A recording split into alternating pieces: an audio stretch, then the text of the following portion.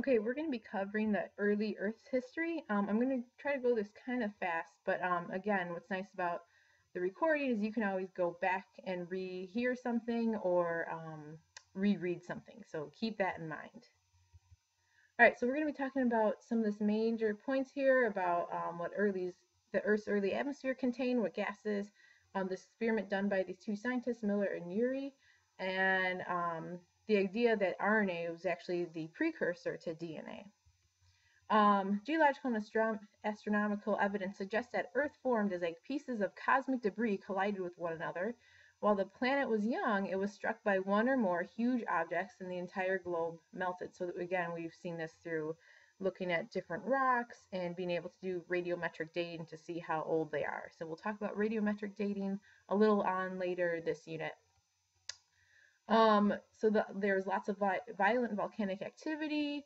And about 4.2 billion years ago, the Earth cooled enough to allow solid rocks to form and water to condense and fall as rain. Earth's surface became stable enough for permanent oceans to form. So it had to cool down a little bit for that. Earth was very different early on. Its atmosphere was very different, contained little or no oxygen compared to today. It was principally composed of carbon dioxide, water vapor, nitrogen, with lesser amounts of carbon monoxide, hydrogen sulfide, and hydrogen cyanide. So the main thing is that it contained really not too much oxygen. Because of the gases in the atmosphere, the sky was probably almost like a pinkish orange, based on the chemicals that were there. And because they contain lots of dissolved iron, the oceans were actually kind of brownish. So like an iron color is kind of reddish brownish. So there was an experiment done in 1953 by these chemists, Stanley Miller and Harold Urey, tried to recreate the conditions of early Earth to see if organic molecules could actually be assembled under these conditions. So here's a contraption. We're going to walk through it right now. They filled a sterile flask with water to simulate the oceans and boil it because it was hot. To the water vapor, they added methane, ammonia, and hydrogen to simulate what they thought had been the composition of Earth's early atmosphere. They passed these gases through electrodes to simulate lightning. So here's your electrodes here. Next, they passed the gas through condenser, which is right here, to where water could be condensed. Hold on. Okay, to continue, they pass it through a condenser to cool the water down, which is kind of what happened on Earth when water vapor actually started to cool down, and it started to form droplets. So they collected that water now, and after a week they produced 21 amino acids, which are the building blocks of protein, which is pretty impressive. So Miller and Urey's experiment suggests how mixtures of the organic compounds necessary for life could have arisen from simpler compounds on a primitive Earth. However, we now know that Miller and Urey's ideas on the composition of the early atmosphere were incorrect, but new experiments based on current ideas of the early atmosphere have produced similar results. So they weren't totally correct about this little mixture here, but the experiment overall kind of is supported by other similar experiments. Okay, formation of microspheres. So geological evidence suggests that during the Archean eon, which is between 200 and 300 million years after Earth cooled enough to carry liquid water, cells similar to bacteria were common. So how do these cells originate?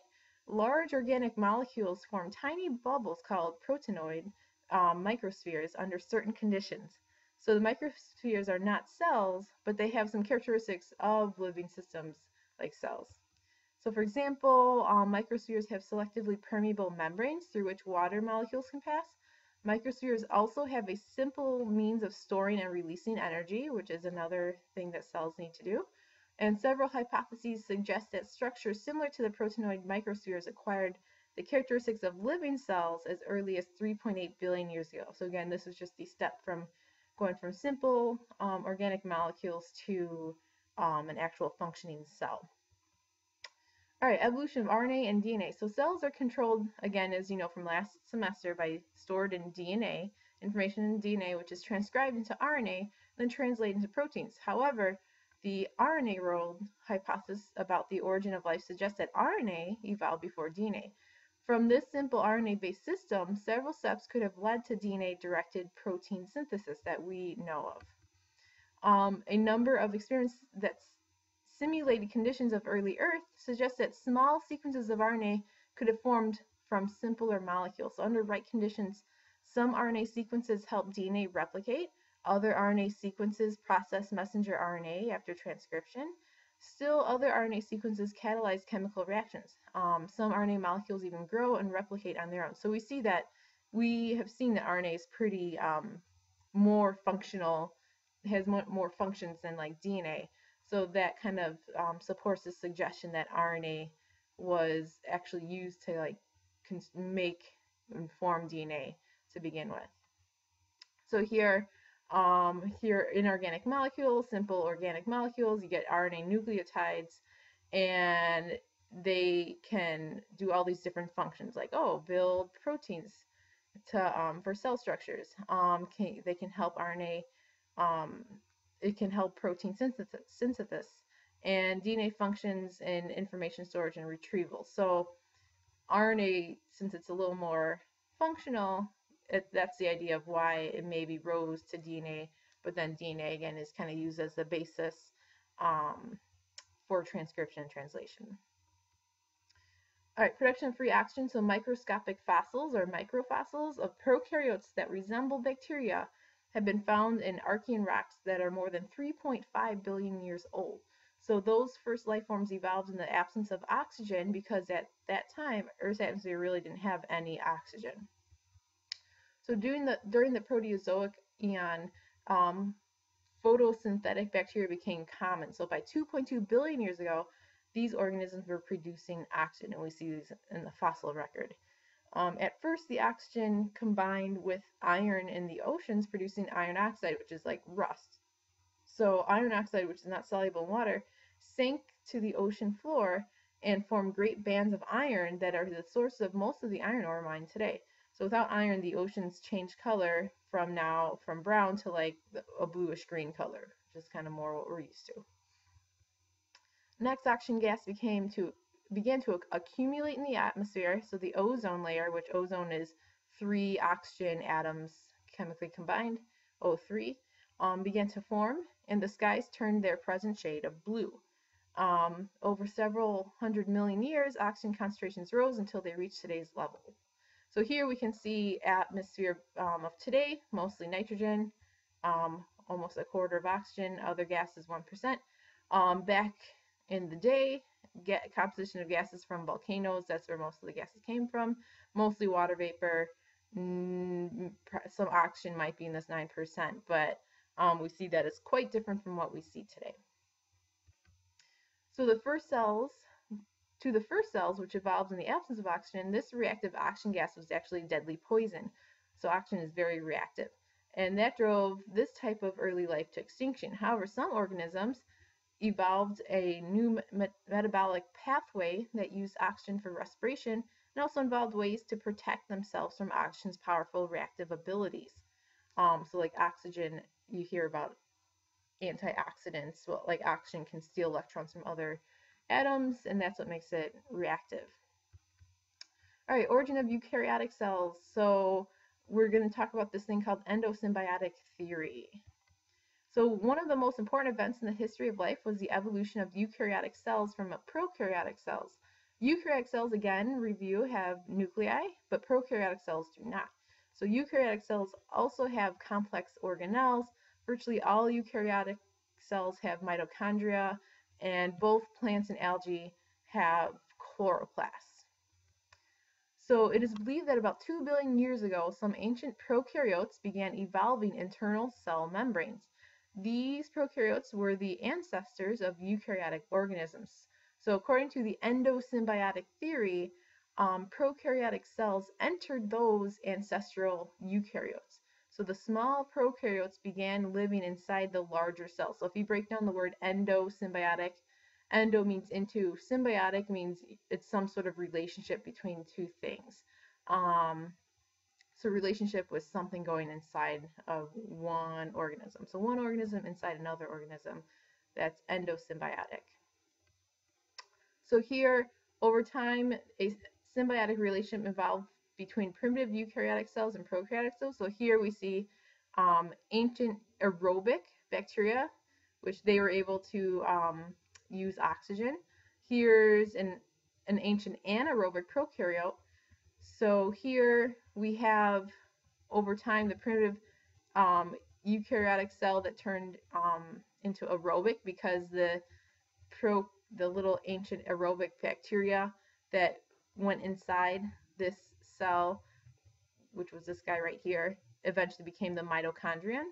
And we'll see why exactly in a bit, but that kind of started to go into, like, all animals, fungi, non-photosynthetic unicellular eukaryotes. That same cell, we had some ancient photosynthetic bacteria that went inside this cell, so another endosymbiotic relationship here. Those bacteria eventually evolved into the chloroplast, and that led into your plant photosynthetic eukaryotic cells. So the endosymbiotic theory was proposed by more than a century ago. At the time, microscopists, there we go, say that the membrane of mitochondria and chloroplasts resembled the cells of free-living organisms.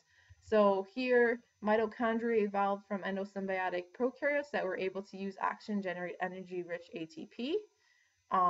So they were able to metabolize oxygen. Chloroplasts evolved from the endosymbiotic prokaryotes that were ability to do photosynthesis.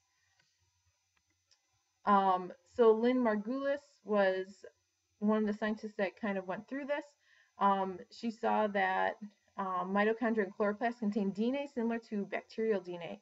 Also, she noted that mitochondria and chloroplasts have ribosomes whose size and structure closely resemble those of bacteria, another case that's supporting this endosymbiotic theory, and also that the mitochondria and chloroplasts, like bacteria, are reproduced by binary fission. When cells contain them, divide for mitosis. So these similarities is strong evidence that supports this endosymbiotic theory. Sexual reproduction, again, how that kind of evolved. When prokaryotes reproduce asexually, they duplicate their genetic material. The process is efficient, but yet you don't have variation. So genetic variation is basically restricted to mutations in DNA in this case. When eukaryotes reproduce sexually, offspring receive genetic material from two parents. So this is a review from last semester. Meiosis and fertilization shuffle and reshuffle genes, generating lots of genetic diversity.